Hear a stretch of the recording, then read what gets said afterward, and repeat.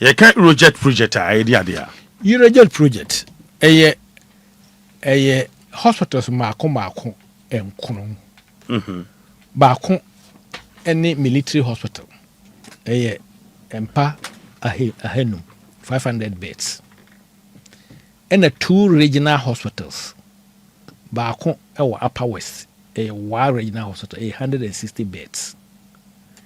And a Bako so Ashanti region. And no, and so yet 250 beds.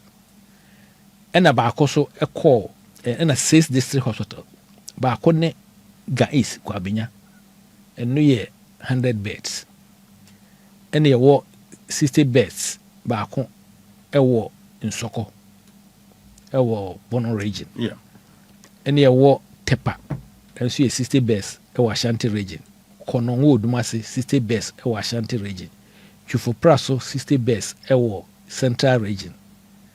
And Salaga. You can in Aboma a young president, dear president, or her name, Mama Yinina, so Ghana for Uninas. Only the president of the Republic of Ghana. The president, you know, a war ministers are only a ministries, a bini Ministry of Health, our minister and deputy ministers, and a deputy minister. And now, president, you know, through why ye cancel a Ghana Health Service and was our board, our teaching was to okay. Enti board no the governing board o me hwe teaching hospital so me back confer says confer no teaching hospital e wo board element no ti wa kire poti the board no ye and wa kire poti the minister no ye minister no e wo policy directive e wo at 525 at in subsection 36(1) na no bi say Akandoh waka ho asem but oja or said on what directives oja policy no. He has policy directive. This is a president policy biaba.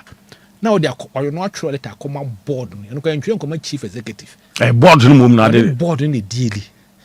But unko free chief executive say wo bu president. President ka yes, you know, yes, maybe policy or maybe yes, statement, you know. He qualified to say monfa emrengu kwem. From February, say March by, April by, May by June 3 months untimi fa policy bianco we policy heading enye din no so frɛ nkofo anu mu yɛ adwuma sɛ ntimi yɛ ka mu nyina bom na yɛ share policy bi sɛ be ya bit my referral system kama now de wafa sɛ obi abu president mara so nti wo wafrɛ na ba sɛ wasɛte minim sɛ a mini disciplinary committee or disciplinary committee. He has no disciplinary directions on the teaching hospitals and for that matter Ghana Health Service. The health minister, he doesn't have it. Only say to me no a board ko board on the word disciplinary committee ayana board member ba ko tena so na nkofo keka ho obi ye boni a ye tena so adentina oso ohia no a chief executive no say why boni no owi a otwe letter come now is writing back to the board chairman.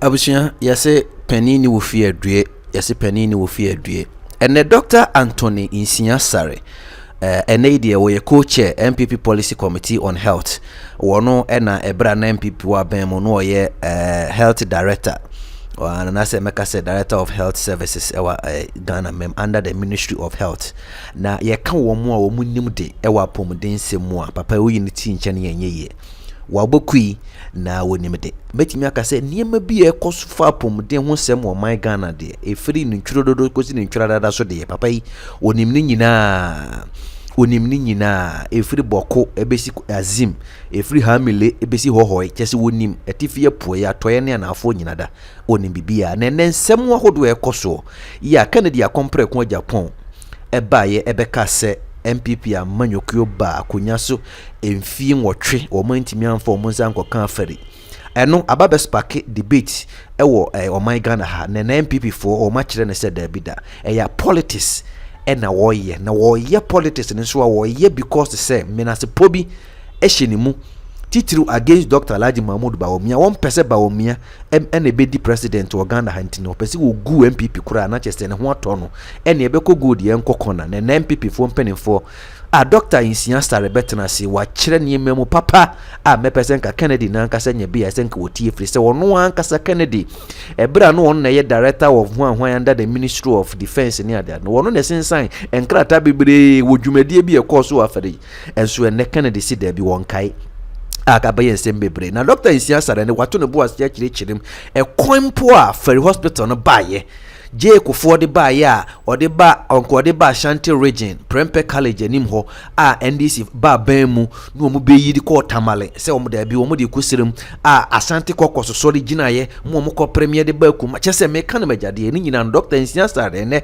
wanya da ja kirekire ni nyina mu ene ba bi MPP ba ban mu no omo de Afari hospital free ye ene ba bi omo de kokoduru ye wode records no ayedai aba studio aba be chidima me pese omo gibre na wahwebia no da nche so kwabena minta Akandoh a oye health minister de Mahama enemetima ka se enima bi ho no de yamanwosem asi wakunkun for chire ne tumi opese ye hu sampa wodi minister enti se tumi bi ho mpa enye ne dia enima bi ho no enye ne sen ko ye CEO no okopam no mpo ne kanye CEO ne sen ko pam no ye board of directors a wo mu na issue directives ni ade enti ye enye ayin na sebi o kire bibisa ampa wono so exercise ne discretion any authority ni sebi ene Dr. Nsia Asare wa educate NDC for papa mepese ye nyina na begibre ye mfa manyosem twenchen ne ye ntie records no papa no ene wode atudwa e wasase pa radio no na wa mame ho adwire me pa wadaro ma mesre na wa like me video yi dia mame na wa share na wode wadwenkyira nso so abade ye nyina no na ye di enkomo bebre no ye nko na ye nkotie ne semu a wode atudwa ne bi MPP for obia mana kuma Antoni yem na enemre ye ku ye nimo no ni wura ba o me aso aka eso obia ansa wo o se nwuma mbon me ye me de pa obia ansa wo bi enti obi ye ma obi ba ko nka se wono nko na ne sa wo mu kiri osa be gina aka bibia kiri obia me mo obi edi me nka bibia ba de me kan nyina ne se akwa me pemi ho ase ba me ni me komo obi uni bia unyina otimi boa obi okura uni bi kura no one one nkofo kasa ono tim ko frem nkofo firi afie mu se ye duru se yakoto aba me nyina nkoto aba obi oni bi kura o baby ote no ebi a baby a ote area ho no nipa be wo ha na se nipa be ahamienu na nipa duonum asan obeka bia na o ka to makoma so on se okọ akura bi ase a obi o ye popular ho pa no ebi a sebi obi a o we se okurum ho no obi a o ka se me ko we fie me hwe efie bi e ben we fie a o machiro sisi yeah o so bitu machiro obi efie o ka sama bi aba senkofo ehwe ne kombat o mutimi fa mo fa ba wo ti de me ka kire o se obi adi bi a o ye bia no eye na me pa obi a chew I mean se kakra obedi a obenya di bia no nya kakra no wadi o ko sresre nkofo sika na di betwa mpoa ne akeka na we mi ma ne se na we na me ye ni se we na me ye ni se nyame ne hwe nipa obi en ho ye perfect e wo wiase obaye obi abeye bi amaye ni nyina ti wo boa na watena se na wahwe wadwurim de o ye ekoye de o ye amkoye ti me de ye tiasia ye nkwa ne ayi mu anyame hwe so yi de me wa hwe mu se ye beto aba December 7 2028 no na ye nyina ya kambom ni akoto aba na kama election where lose you no enye NDC na win you MPP ni lose ma MPP NDC win e lose ko ye nkofo ankoto aba kasa sa tibi pa obi a chew kasa twitwie ni ade nyina mo yemfa nto nche na obi akan wie kwa so omi de mante yenku ye ni but yaku ye ni mu ide ya tete policy committees no ade ba ko ade amaye ne ye policies ni nyama nyina no ye research ni bibia Asare ya bekasa to be kasem se wo ye NDC ni o ye CPP ni o oka ni akohwehwem se asem okare no kura na senya no kura ye ba betene no ye de ni ma no asem ni nyina ba betudwa we Ewura Kufour Ewura ba omia bo ni chidom no a ni nyina ye ka ho ye adwuma ni bi no daachi bi na nkofo ka se ye be ye adwuma so me yesi adam nkofo ka na and Afari want me and you make a come was them. And I say we are want me a man call for Mojuma. Afari any say we are. A car hospital Marco and Kuno. I don't know more dear. We are home to my Mojuma. So far as I'm concerned, TSA say no. Your friend Eurojet projects. A year and Kuno. April or so 2008.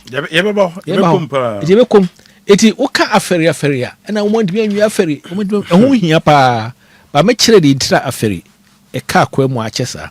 Okay. Minti so bi e ka contractor no ho asem. Ba aferi contractor wo ho na sub contractors wo e na e beka ni nyina ho asem ho ha. Okay. Ni a kire mu de intira hospital nkono no. Emu Nsia me kasa sisi ya no nkofo ewo mu a yehwe nkofo yare a eye adwuma right emu ba akoso e commission a sewi a omo bebo sume be edum otwini na omo ntimfa obi ankom ko ye adwuma enam emu ba akon ya aferi so no be bia ye duro no ye duro echi me de ha me ewo sa Eurojet project no mu enye aferi enye sewi a wa shantere je beboa ba de aka echiri pa yenye ya antumi ankona ni mo no edi salaga. Okay. I've said about Afari near dear Afari in common. My men and starting free Convanoche teaching hospital. You heard the conduct of the health minister, Akandoh. And I'm on to a wotu ni yebi, ni kasa bi. Meka se sa pepe na ese health minister. Wotu na namwana. Yedi kai. Yo, obusa asem. Asem ne ba ye na some of us ye tea, you know. Na ye menya kakra because ye adwuma wa pomudina che. In fact, when say you act bi a ehwe Ghana Health Service ni teaching hospitals. Ye pass act no mo pass in 1996. If na 525. After 525 no and be set up Ghana Health Service. Ghana Health Service ehwe ye friend primary and secondary care. We say primary and secondary care any day. Okay. Primary and secondary care no. Every chip center Pim district hospital any regional hospital and no na Ghana Health Service for her so and I mention the private hospitals in a charge for some boy. Right, Dr. Abeba says, yeah, maybe I'm not joining and Asasipa 107.3, Asasi 98.5, Wukumasi, Asasi 103 for Cape Coast, Mining City Radio 89.5 for Takwan Swayim, Afima Radio 103.3 for Kufour Strong, 101.5 for Chimda Community 103.3, Chimda Bawa Radio, UK. Doc, now it can be. At 525 1996, you know, a chirapote. The ministry no any the minister ye into we be na hono ka say hospitals public hospitals no president there president ohwe ne mama ye nyina ye so Ghana fo nyina so only the president of the Republic of Ghana the president no ministers a omo ye adwon ministries e bi ni Ministry of Health awayi minister and deputy ministers and deputy minister and president no through why ye council echo Ghana Health Service and was our board teaching hospitals in okay enti board no ye the governing board o me hwe teaching hospitals me back confer says confer no teaching hospital board okay I act no kuma sa amend no am say 2019 enti nanka board nanka ni pay wo so se ma ye adwuma confer no cheda na ka chief executive any 5 directors nyina also and after nipa 4 come to be ana tilted towards management you know they say why in such a way say the ko obi o nim de or lawyer obi o financial nim de nim menyo be na ye amendment no to wachire poti the board no ye and wachire poti the minister no ye minister no policy directive at 525 at in subsection 36(1) now no be say Akandoh waka ho asem but oja or said on what a directives uja policy no he has policy directive to say president the policy biaba now they are not sure that come board no can come chief executive board no mum na dey board in the deal etimine no ka asem no buy no asem me fa me phone my friend board chairman say board asem we president aye a directive bi But president directives, Rebecca, president directives during the State of the Nation address. I think it was on the 27th of February, if my memory serves me right, 2026. Na tema na Charles, first Charles Emisa, will buy no bear syndrome. Yeah. And was say, make sure, say hospital be turn away an emergency case. So what you say? Now, as Ombesa, he is charging the ministry, say on policies in Mukwem, directives are in which I say be a we bar, the Abayano, Tibia will be bar, na bed in who baby, I'll be to me now con your name. I know your friend, a referral system, which my policy is a bear. As an ambulance, but you call him, say bed in ni hospital way. One for courage. Ubetim kura edina ko bia dodo wa hospital because on a bed wo obenya na obenya obi amana hwe no sa de yen baby a but unko free chief executive say wo bu president mras president ka yes you know yes maybe policy or maybe yes statement you know he qualified to say monfa emrengu kwem from February say March by April by May by June 3 months untimi fa policy bianco we policy heading enye din no so ofre nkofo anu mu ye adwuma say nti ye ka mu nyina bom na ye share policy bi say be ya bit my referral system kama now the wafa say obi ebu president emra so nti wo wafre na ba say wa set minim say a mini disciplinary committee or disciplinary committee.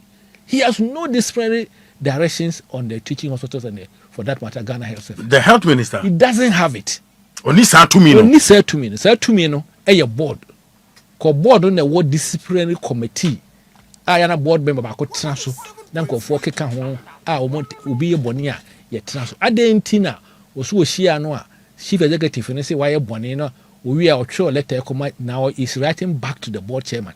Say omuni na tena se. Enti we so ka letter. Yeah. Enti omu ma no 2 weeks no nko tranche. Na omu hwehwe PRO no koya announcement no. PRO was under instruction. PRO we PRO e wo ha sisi. The ombe ka chebe na me kwa management ka hwenche na ho ka se. Management ko ba yi wadi. Enti ade no one phone. Na say board chairman adiwe eye go be a president you know but president I know they didn't say that. The president kasa I don't think say that is what the president said. She said lebu and also back for no chance be accident said that na ho aye mape nipa gugu form ho nyina ye ma onya be amfa na nsi na ensuo toyi ye fa no nto anim ho na yempe ye kase ko fa matres na say ko fa katebra na yemfa no nto because medical professional hospital adwuma ye no apomuden adwuma ye no yen yaso e off wo ba me ho na wo ye patient a una me me responsibility towards you se me hwew na me ma wonko ahiahia bia na bia wonya ade bia be mo hwere wonko wo hwere wonko am certificate beko na wo also doctor no na say nurse na hwe no no wo so protect wo ho se be ya won tiare bia mfiri no na fe so wo be in such a way say wono so ema wo yare bi na obetima hwe ni ye na wo follow wo guidelines say dem ma wo ene a waso no. That is how they have this thing. What the Kufour management no the best global practices everywhere. Say because why you maintain why ma you slow down because sometimes your Kufour nyane tamale nyane ye o ne why ma entibia operation ye kura munyai mo admit any patient the bia bi mkopa bra e betimi clear accident center wo ko ba bia enema ye adwuma ye a wo intensive care no intensive care ma pa omo jai all activities any some of the admissions but okura omo anya ne saa wo ansana omo be yes announcement no timi me yes announcement omo ye no yes bi omo ye announcement say omo otumi say hospital no e bi ye dia he omo nsa but omo de omo bi ama hospital omo ye announcement no emra omo ne Ghana Health Service any medical superintendent say wo Ashanti region nyina hia ye say now no mo kan kire nkofo say obi eyare na ofiri mampon na eba emma bramampon hospital first wo Kumasi na wo bant Kumasi South area ho a Kumasi South hospital ho wo Lake Road no so a chirapatre a ede Kumasi South ede regional hospital enso ho wo a tepa agenda Eurojet project ba fefe ba ko ho a yawie wo kononwa ebi wo ho so a yawie wo be quiet bi wo ho ti obi an firi be quiet e fa ka hu ma wo e bi a lakeside on be quiet no so wura inside ho na de call wo amanse area ho a inside so be drive from Pano no we see Pano now bus street to Kumasi no sana nkofo ye ambulance ne fo mo call. This is how systems work. Enti ene meka akan bi mu say ewura minister operating hododo wa enye sare ye no e bia obi no wo hwehwe no. I don't believe that chief executive no hwehwe no. We say wajitu mu say waye bone. Yes, o say president Kaya me a meka amana chechiri mu kakra chiri me nim so chechiri ni mu a na aka say ya o so yo mate. But we sa no a wan hwe ye pe ene ma sa ye ba konfanachi omo ye kanye otumfo na be mo say nko mutifie because konfanachi so eye hospital ba ko a eno na hwe obi a me na mo konfanachi na mfese ho ye health center ho ye polyclinic ho ye district hospital ko na bi ni ho any fitting district hospital ho ye regional hospital ko na regional hospital ni ho afi na ye se wi aba mu na sai teaching hospital hwe about 14 regions from eastern region mienu a menim say omo refer patient directly to Konfanochi a Volta region and a Greater Accra region. All the other regions, the northern part of it, refer down south and up north. So Tamale is not a fully fit tertiary institution. To almost you refer back Konfanochi. Tie pomocho yenye apomudene sa yemfa kidigidi na ya apomudene ye de kasade na wahwe act no tiende me ka kire ne se onko kan act no biem de okotu na no wo parliament no okotu obuchia no wo yi policy ni film. Okay, we need absolute direction bia. But how do you see him as a health minister? Oye na djuma me enye se na ebe ka se we ase but so far enime pia wa ya me ni enye ho me as a person me na me yesa me nyesa ye no ekọ ha na ye faka na ekọ. This is the first time who say minister bi itimi fa pressman guka mu no de wo nam kaso a obi wo ho na ye say bi ewu ye ni aduru ho nurse bi yabo no ye ni aduru ho tamale ye ni ekọ ho na ekọ yi obi adi na ekọ a enye ne sa wo ba bia uti ye say penmuti de mati wo de otrans ni de report no bro. And I'll always say one of the most disciplined, very thoughtful a year. Mina year juma. What you say what year juma na say me say soldier for training no. Late courage. Major courage. Sugar. Me ko meeting kura. West wa fa pen paper no church. We are no ma conclusion what the juma na share once. That is what a leader does. Ye bibia da bi minim da bi enyen sa yemfa gidigidi wa ye yanka kra bi bia wo nim dia na wo nim enye ne field na say se ko shiga na onye doctor. But to me he was one of the best ministers Ghana has. Health ministers. Yes, beni komodo obi mpeso aye adwuma da onye doctor. He was powerful minister. So even though Unimi party, but he's a powerful minister. I mean, you want to we need committee out to say yes. Ministers are back. If I Ministry of Health, Dr. Foye Minister or Juan Honorable Bukwa Misa, we may need benefit idea. Me here say yeah, Juma or health system no more from the 80s. No, Bukwa Misa and Honorable Richard Anna is where Kakra and go free. If you go for years, president, inya deputy minister that be a doctor. Inya minister be a doctor that. Throughout the 8 years of MPP, Kufour time the inya go for nane for the first time, and Major Koshiga so buy, and NDC for buy and so no. There was no doctor there. One for doctor be even Rollins time. I don't think there was any doctor there, and President Kufour had to buy 2 terms in the last minute. Dr. Koboy, a minister. So, it be doctor for your nurse when you're a professional, but the only German come. But do you think Sam Rasu say, Yema Ubia wo sa doctor for Nimdiano a leading health ministry? Nana, I believe so. some countries yes sir oko country bi te say Nigeria say ya na eku meeting eto bi ka no mo sere e bi yes sir me feel say ofa obi a owo apomuden nimdia eboa seriously eboa pa because oni ni colleagues be din komo and the way I train here as health professionals no and maybe wo ha obi ya na yete ho na yi kakra say oh we ni sa dey no but se bien pa ko no beti ti say dey make say me dey bebo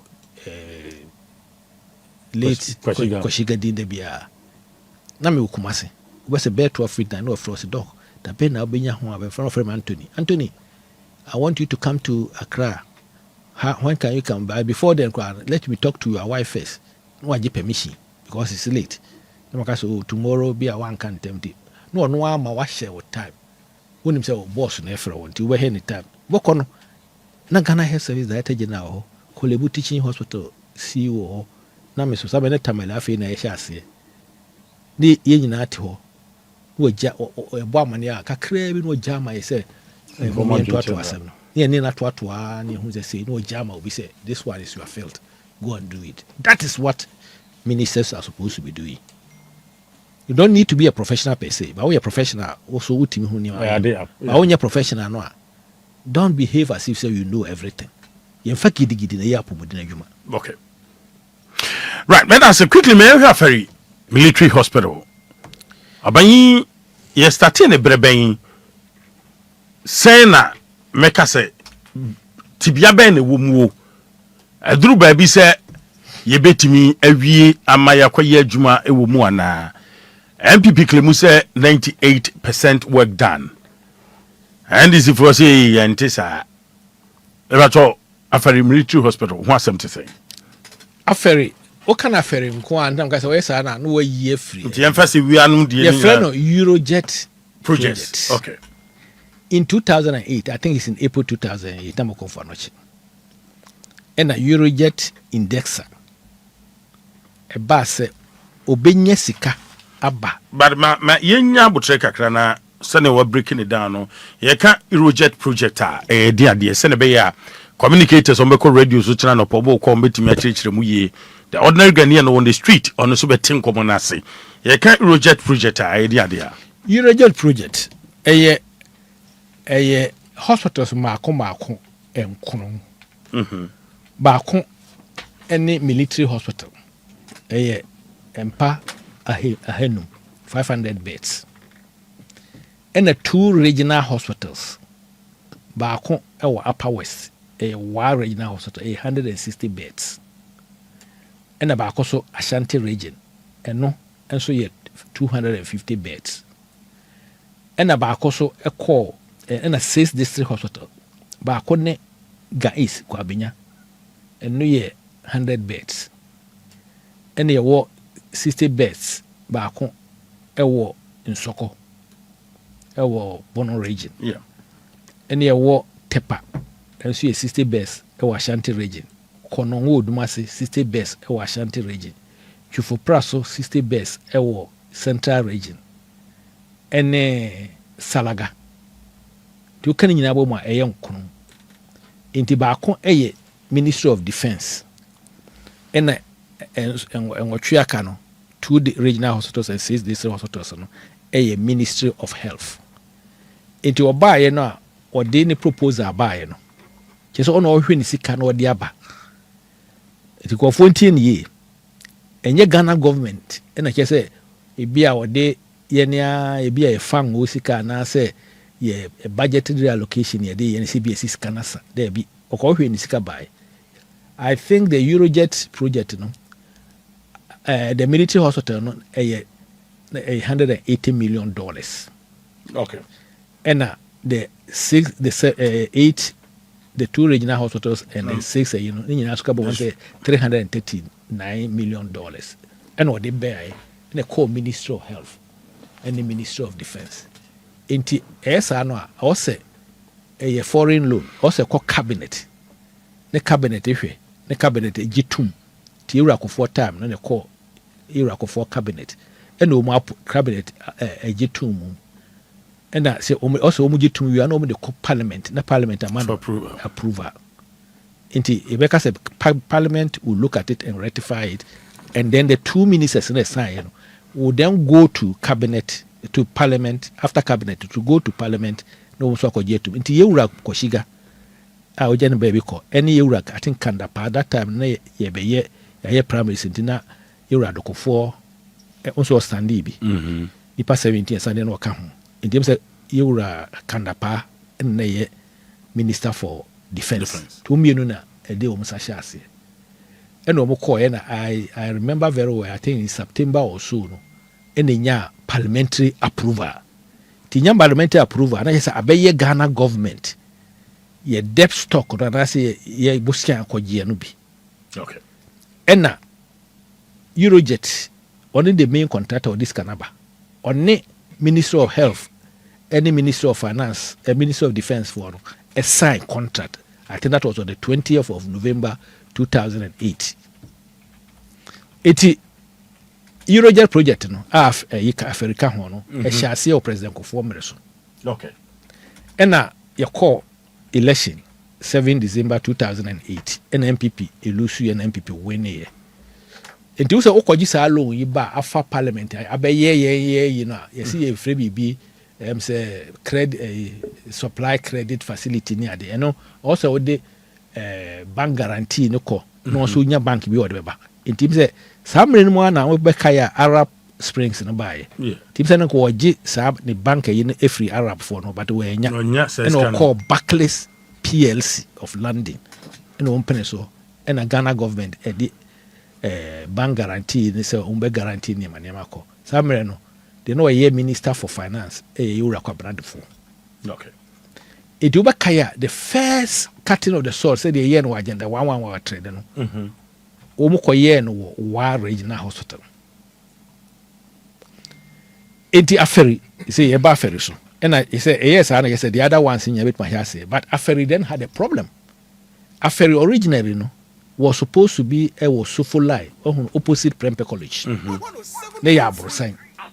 Once assassin or no and supi the abrosa twaso celebrate edu and I say do me no. Fefe de ma consultant any architectural consultant or my drawings in Yamano. Enye free o. Into 180 the EDBC da no a 10 key project we see we are no do uki amount. Sane mekano.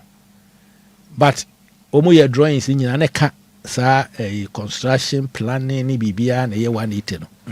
Ti o ha na ye say omo se omo de kotamale ti omo locate na kotamale onko ayi se omo say omo ye promise bi say tamale for benya friend say Ministerial hospital and Ashanti caucus MPP Ashanti caucus ka say there bi ewo many ewo yim hanzadim say no ye na ye fourth republic it's a 2008 say fourth and I say fourth republic fourth say fourth parliament. Okay.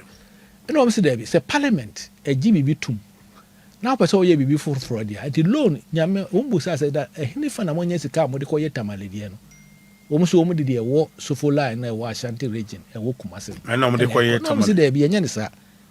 Ye de Hansard ye hwe mu no a. De bi so parliament o ye wura chairman sam nya no mo obusa o meka kire. No obviously there be wontimi mfa nko. Se bia o disika foforo de koye ya te ase. E wo se ba Ashanti region.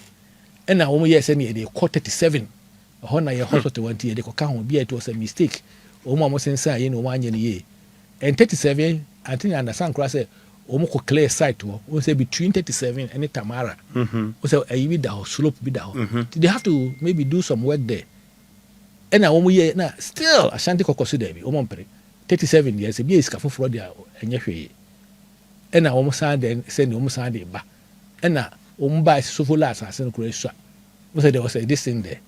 It eventually around I think 2013 we say na 3 years ago abra o makate so ba ko wada da dam say 2010 3 years ago and na o mo pene so say ene afi de ye do kwa Ashanti region da mo asase wo henefa ene ye wura banito wo su bio wo say no ye atwango bi eja on na ye one ene so obenya asase ama wo mu one wo hene bi wo Afari aka na Afari hini true Asante hini no mu kotwa asase yantam ma o mu se afei mo confirm kosi hɔ nti now ɔkɔyɛ drawing foforɔ wɔ 37 akɔ clear site ne bibia ɛka bam ɛna wasan ba now Afari so he's not coming to put that story building bi ɔbɛyɛ about builders who come akoma I think it's about nearly 28 and I say something ɛdɔɔso kɔ afɛfɛɛfɛ ebi yɛ aborosan ebi yɛ dantia na cover ɛyi ne nyinaa land no so yɛ hwɛ sɛ ɔbɛde bi kora bɛyɛ barracks enti why care cost so what I say apart from the 180 no the 180 million ɔde si daa no enti yɛyɛ baayɛ a yɛbaa 2017 no na work a wɔmayɛ wɔ hɔ wɔyɛ records nyinaa akɔ Ministry of Defence abɛhu na yɛ 40%. Asat MPP by thank you 2017 na adwuma NDC for ayɛ wɔ Afari military hospital no because 40%. Yes, because I don't blame them because we move from one side to another side to another side 4 times. In the Brofo yɛka sɛ ɛwɔ checkered history ɛna wɔn hyɛ aseɛ ɛna yɛbaa yɛn na yɛso yɛbɛto aso a wɔbɛkae a in 2022 there was even a BB parliamentary a for sign defense committee for sign ya no say 90%. In January 2025, in September 2024, no, omo keka ni nyina we say percentage is about 90 something, 92 or so percent. In January, in 2025, the first budgeter NDC for Ridian, he says they will continue and finish Afari, which is 98% completed. There are records to show that, isn't it? Eti ye de ne ho no ye ne meka se ne pese ye ada ye commission se we ne pese ye commission Africa ho. Na contractor na ka che se obeye bibi e frɛ no sectional commissioning and operationalization. And no che se why the phase 1 and phase 2. They say UGMC. Phase 1 was commissioned on the 7th of January 2017. Because me kasa asem be siasem so because at the end you say you lose election you commission say we are on the 4th of January. Yeah. So I'm giving an example. Governance is continue. The government and as a president be a or how feel work the 8 years as one as we lose your record. Ada ontimi nsan bibia bi mu onye bibia bi mu the midnight of 6th of January. Tie wura mahama or commission say mo se me boa maka se me boa or commission phase 1 of UGMC on the 6th of January 2017. We are sure about 10 o'clock. That can how many hours? That can how many hours? Maybe 2, 3 14 hours. Yeah. That midnight as well. Uncle commission. Obi agree. Debbie. There's nothing wrong with that. It will be commission bibi na ka oba.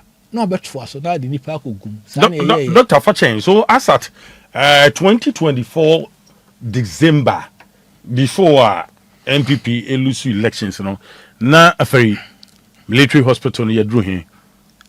And the MPP elusu election. As a NDC. MPP elusu election 2024. 98%. 98%. Yes. I'm not saying it. Go and look at their budget statement. It is there. Fully aware.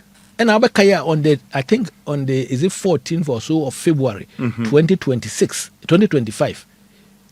Then Minister for Defense, late Dr. Omani Buama, the Minister of Lands and Mineral Resources, Kufour, and the Minister, Madam for name of us, Minister of Interior, Honorable Mutaka, and the Regional Minister, Young Regional Minister, Honorable John Dr. Amwakohine. They went to the site.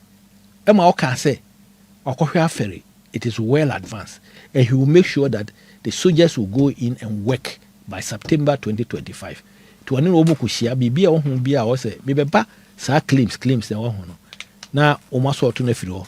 And then the statement, my was say, and yes, the money last government, yes, last government, you know, any Massimo Kani and Okra. He doesn't want any new thing, be a Aquema, between Pianemo. He wants to commission it. Nyame, a fine crack, be a just go and Kayanka affair assembly and to be yebi, no be a twasso, no be a we. I will put my hand on my chest and say, Ashanti region. And this is for one chair, one single hospital, almost shall see from beginning, both throughout. omo abemu nyina am say the third one you know mum say no a omo hia se omo timi wie e be wie ni nyina be kwai for mena kumawu ene ade nyina ni tepa omo na hia ase si sa Eurojet project no e be wie apa yantu sefiri ho enti ye sa no so be sessional opening enti ye ko ho me de ukọ akiri kakra covid bae no ne ye pem pama nkofo ada so iti ye dwene ho ase hade na UGMC o se bia UGMC ne ga east so bia ne ga east bia November 2019 and so ye Eurojet project ti ye de nkofo ko na nkofo bi kwa boa ye ko ye isolation center ho ka ho ma base no doso ne de ho ye covid center Ashanti region ne bi ni ho the northern part of the country ne bi ni ho itimi fa helicopter na jo be 12 midnight 1 am near frame na me ne ifo fair say air force for din komo no motu o mboaye the helicopter akofa obi ni abane na be abetuga east ne manema all over the country tie ka se nya bi wokumase ye ene ye ho anam kasa aferi sa me ne makohoda aferi baby wo ho a wo mu asede emergency center ne some say reproductive health center also no omo wie me hu se mpakura sisi ho ye ko 2017 no temo ye ba afeforo no ana me ye Ghana Health Service ye ko se wi ko aferi eti ade na ye nkohwe ho na omo se doctor mo nkohwe ti ye ni honorable niti wonum ka bo mu ene ye ka se okay omo so omo issues ne se omo ni substation ho nti what the X-ray ni bibia be so se ontimi test unless he has a reliable source of light yekoye eyima wo mu and not from the office of the president tiana obi nkofo bi tito say kwetara office of the president anya hwe eye bibi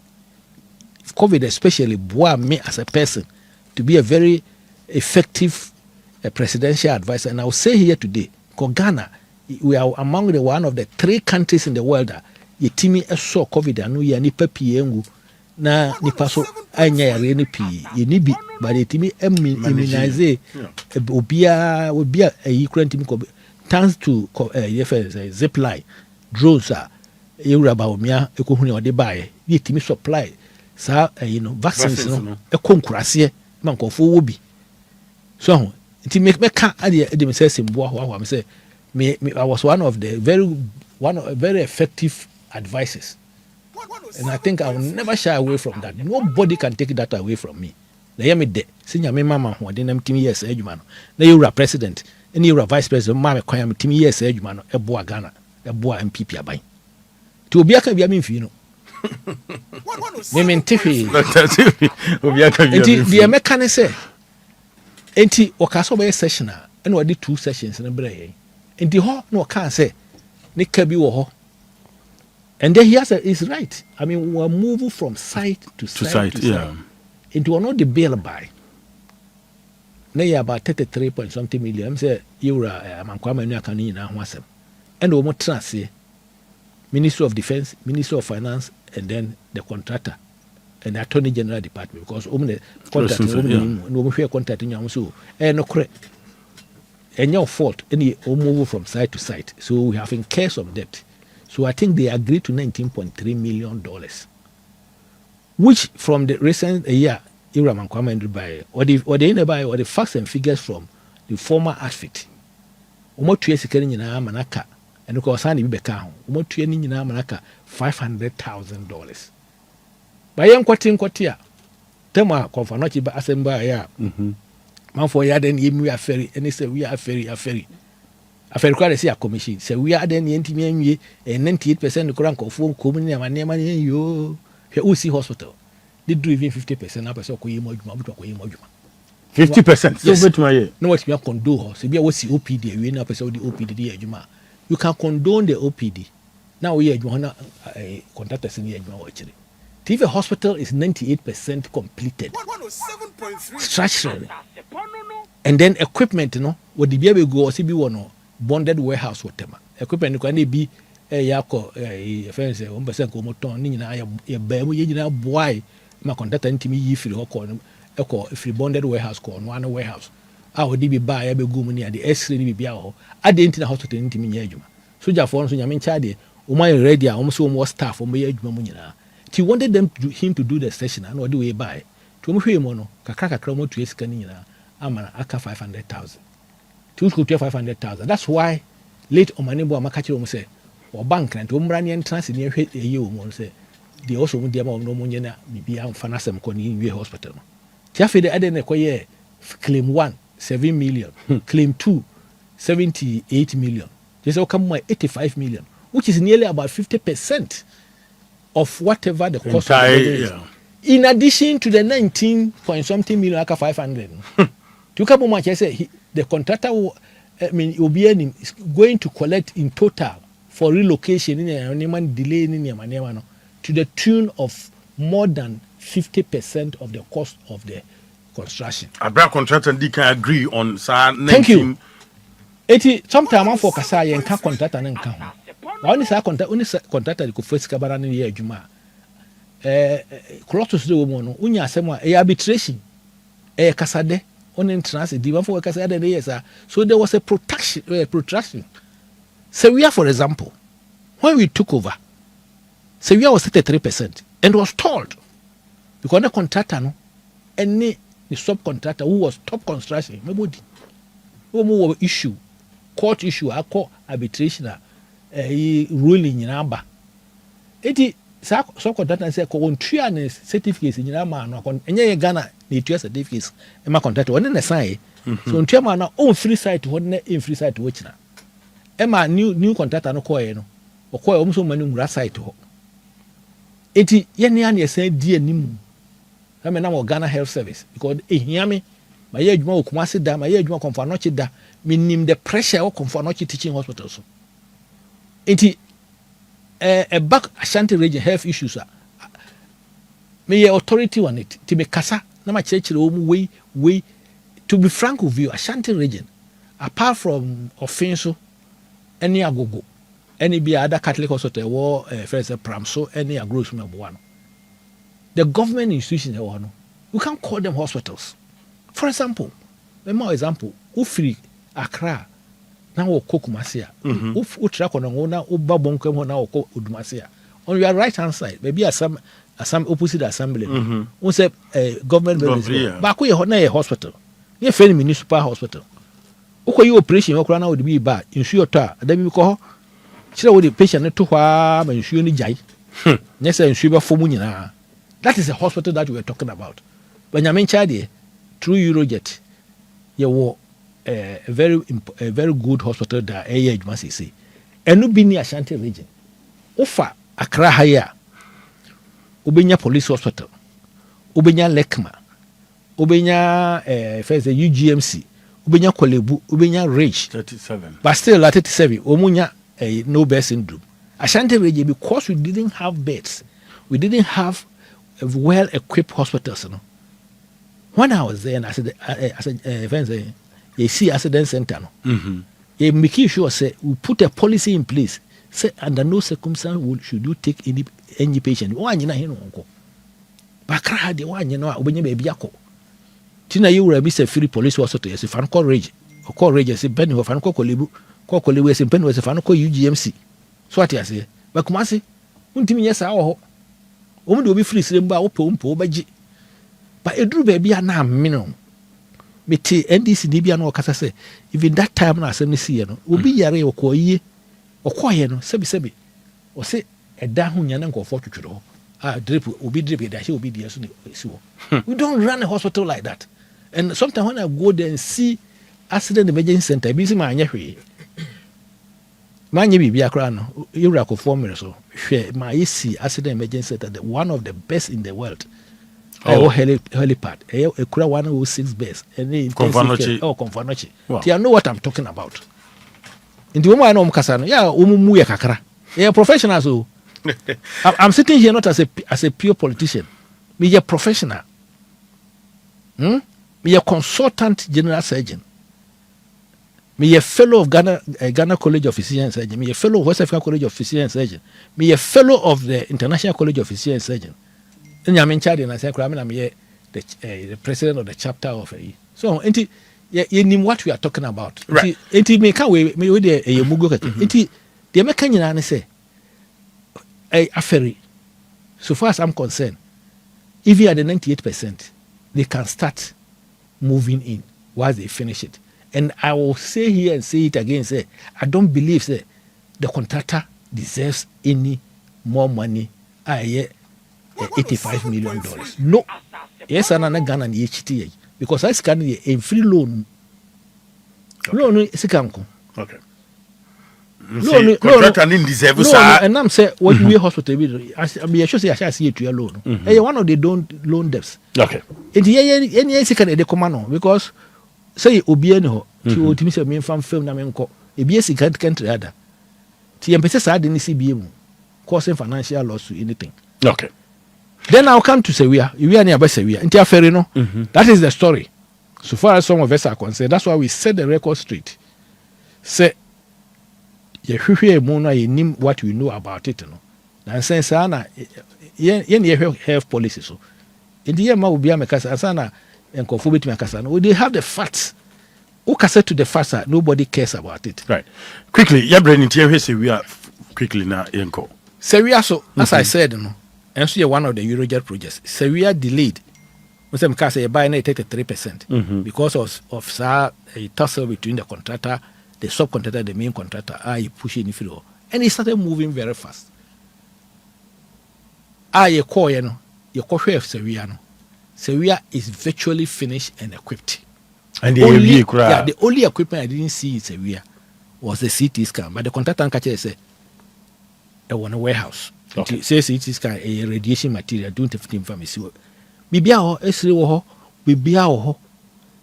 And the only Sawua hospital no, is in the middle of nowhere. And one nye settlement there na a fu.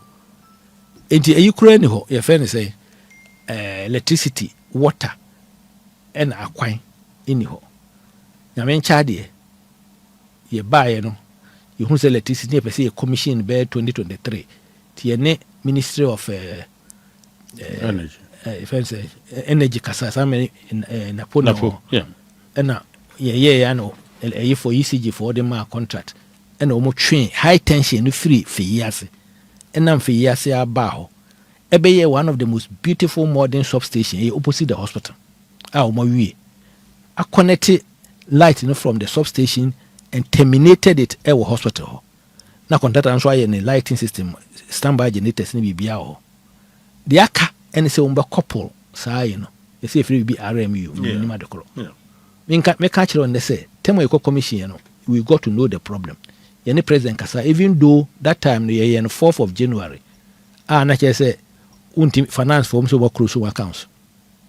Personal money, and they could try, say, Nika. I'm a supplier, no. Catch them so or the court. People say ECG for no power for ECG Ashanti region. It's in their warehouse since maybe the middle of January 2025. Now then here who's abrosa. So I can say light in when tiko vo we are. So then the baba buying bay na dwene say on complete hospitals and now man in operational. Will be a mama for it before I come there, say we are not so no. On say COVID by anything. You take decision say the infectious disease centers, any treatment centers, across the country. 21 of them. Nyamencha de timi complete 13 of them. Bi wo Zibila, bi wo Akachi ni Manemani adina. Inti Sawua bi wo 50 beds. And crowd also share all the other ones. Okay. It was the same compound. Contract new year in 2023. Now, almost tete honti adayeko commission is we are the commission in account. To kabomwa. It's a complete regional hospital. I be work for 300 beds. I work and one infectious disease center. Between the 3 medical students and nurses in Adina. It's to me, it's like a teaching facility. Now they are trying to say Kaniano nti enkoe. Eti Kaniano, omo ya Kaniano. Debi ame micheleju omo say, omo se omo yesa RM you know. Ain't taking more than 1 week. Within a matter of 2-3 weeks, you know. Also, we call eco testing machine. Who commission hospital? You can commission it while it's operating. Okay. Or you can commission a hospital and test the machines and operate it. If a practical completion, and then the operation will follow, like they did in UGMC, like they did it in Rage. Nyamencha de na woman with the same compound. Sana se we no. etika near wa bemo and say we are commission we and within that month in January no people will go in and work. Luckily almost say in the rural Akandoh 100,000 people are more Ghana health workers of near on fa a beam cost we and go ye Right. As simple as that. So then the paper ban be decided say me fa nurse phone come, me fa doctor phone come completed, but so me engage me. Sir, because it has been commissioned and Kufour and the plug about yes and I say yeah money, but ye move sir. The same thing with the two agenda one was or trade any of Ukraine in Abeboa. Because agenda one side to be a Asare emergency center. They say they work on for a small type all over the country. So it is a BB na far. Oba continue ne mani Oba kai say omo campaign no. Dey na Mahama kai. I will complete agenda 111 and you all you the nurses you have direct employment. After they say there be the first oko nursing training school say also about the foul. If you have physical problems, say sikeni ho na here, at least start it. In Sawua, for example, the regional hospital Washanti region, Chirapatre, if I were them, if they will listen to me, kanipa na wohono, me chembe mienu namde fan ko na ya pe di pa ye form for bi akoka no wa hospital na they can even start from the infectious disease center no one move aba, but the main thing they have to do is to do the lighting system, couple ekwan wo se kwan ko ekwan no wo mo ko hwe no mo yi kwan no Kofi Job na ye kwan no me kan na me boni din ye koye no wa ye gutters ni nyina ye big yibi fence bridge minim say we are for no mo ye didi, but hospital no regional hospital say we are there wo te okra obetima nante akọ Okay. Na sebi enya hospital bi our country have na wa asphalt Kofi Job share no ho ba say you dig brunya ni wie na ne nkọ for no ba ya o di kotal ni asphalt kwa koguso e dan ase tell dey say o di kotal the asphalt o kan wakoye timate say the minister for roads kwa ka say onko no nko complete na afi wonye say we are there ni mesi kwa mo ndi die bi enti de meka nyina ne say so bi etie me asantema etie me Ghana ma etie me a sa pressure ne o say ka kire o mu say omunya say hofu ani afase kansi e kodo ho no nema enye adwuma na nhwe nipa. Okay. It is so we cry we say doctor na say hospital e di me hwe malaria. Na am say chip set the cry malaria.